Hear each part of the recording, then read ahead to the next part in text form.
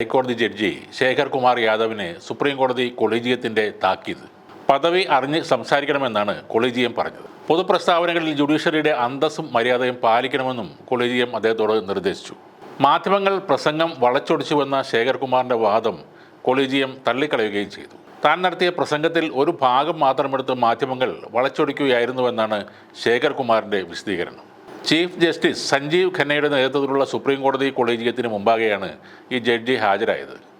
ഉത്തർപ്രദേശ് മുഖ്യമന്ത്രി യോഗി ആദിത്യനാഥിൻ്റെ അകമഴിഞ്ഞ പിന്തുണയാണ് ജഡ്ജി ശേഖർ കുമാറിന് ഉള്ളത്.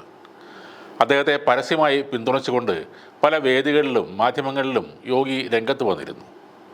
ഡിസംബർ 8 വിശ്വഹിന്ദു സംഘടിപ്പിച്ച പരിപാടിയിൽ പങ്കെടുത്ത് ജസ്റ്റിസ് ശേഖർ കുമാർ യാദവ് നടത്തിയ പരാമർശം വലിയ വിവാദമായിരുന്നു. ആ പരിപാടിയിൽ ഉടനീളം ഏക സിവിൽ കോഡിനെ കുറിച്ചായിരുന്നു ജസ്റ്റിസ് ശേഖർ കുമാർ സംസാരിച്ചത്. രാജ്യത്ത് ഭൂരിപക്ഷത്തിൻ്റെ അഥവാ ഹിന്ദുക്കളുടെ താൽപ്പര്യപ്രകാരം മാത്രമേ കാര്യങ്ങൾ നടപ്പിലാക്കുകയുള്ളൂ എന്ന് ശേഖർ കുമാർ യാദവ് പറഞ്ഞിരുന്നു. ഏക സിവിൽ കോഡ് നടപ്പിലാക്കുന്നതോടെ വിവിധ മതങ്ങളിലും സമൂഹത്തിലും നിലനിൽക്കുന്ന അസമത്വം ഇല്ലാതാകുമെന്നും ശേഖർ കുമാർ യാദവ് പറഞ്ഞിരുന്നു. ഈ സംഭവം വാർത്തയായതോടെ ശേഖർ കുമാർ യാദവിനെതിരെ വ്യാപകമായ വിമർശനം ഉയർന്നിരുന്നു. ജഡ്ജിക്കെതിരെ നടപടി ആവശ്യപ്പെട്ട് സുപ്രീം കോടതി ചീഫ് ജസ്റ്റിസിന് പല ഭാഗത്തു നിന്നും കത്തുകൾ വന്നിരുന്നു. ഇതിനു പിന്നാലെ സുപ്രീം കോടതി ഈ വിഷയത്തിൽ സ്വമേധയാ ഇടപെട്ടു.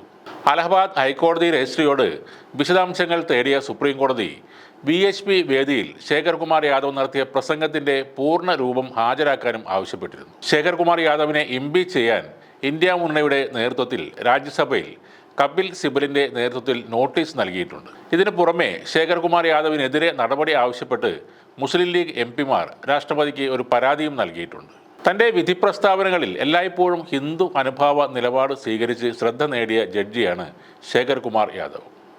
മുൻപ് പശുവിനെ ദേശീയ മൃഗമായി പ്രഖ്യാപിക്കണമെന്ന് നിർദ്ദേശിച്ച് ശേഖർ കുമാർ വാർത്തകളിൽ ഇടം നേടിയിരുന്നു. ഓക്സിജൻ ശ്വസിച്ച് ഓക്സിജൻ തന്നെ പുറത്തുവിടുന്ന ഒരേ ഒരു ജീവി പശുവാണെന്നും ശേഖർ കുമാർ ഒരു വിധി പ്രസ്താവനയിൽ പറഞ്ഞിരുന്നു. പശുവിനെ കശാപ്പ് ചെയ്ത ഒരു പ്രതിക്ക് ജാമ്യം നിഷേധിച്ച ഉത്തരവിലായിരുന്നു ഈ പരാമർശം ഉണ്ടായിരുന്നത്.